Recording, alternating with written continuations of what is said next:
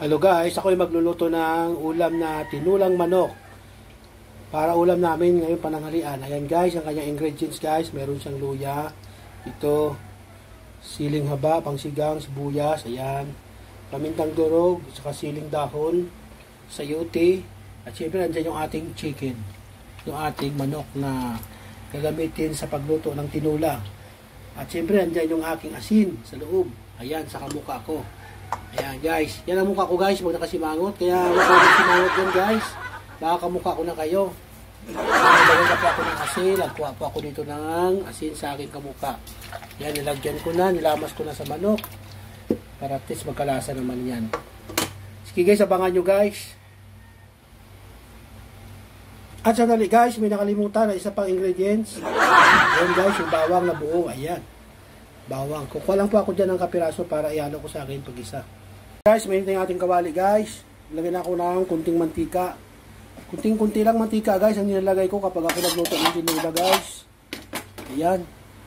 Tirahin ko na. Lagay ko na yung bawang. Lagay ko na din yung luya. Yung sibuyas, lagay ko na rin. Ayan. Tirahin ko na. Tirahin pa ng iba. Ito na rin yung ating chicken.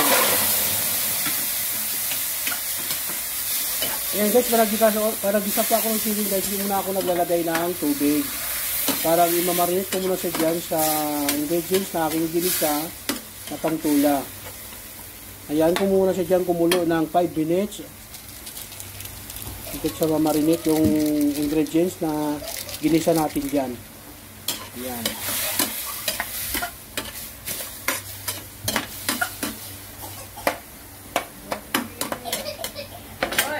Siyempre, takpan natin. Ayan, nilubo yung ato ko. At ayan na, buksan natin. Oops, ayan, hilaw pa. Hilaw pa guys. Ayan guys, oh, nagtubig po guys yung ating chicken.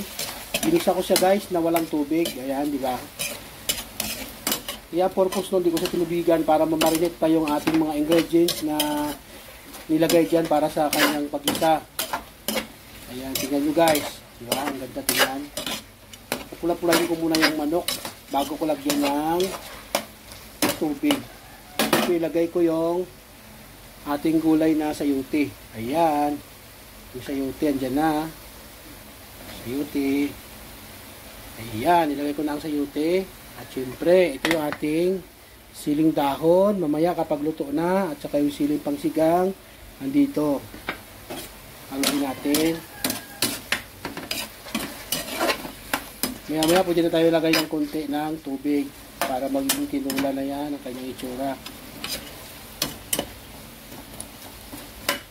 Kuluan na muna natin ng konti ang gulay, another 5 minutes.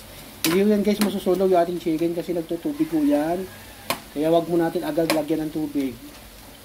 Ganyan po ako pag nagluto ng tinula.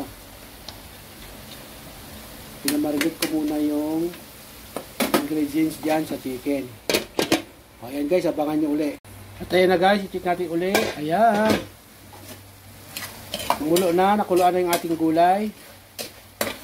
So, pwede na tayo maglagay ng sabaw. Para magmukha na siyang tinula. Yan chicken ko guys, pulang-pula na, oh, di ba?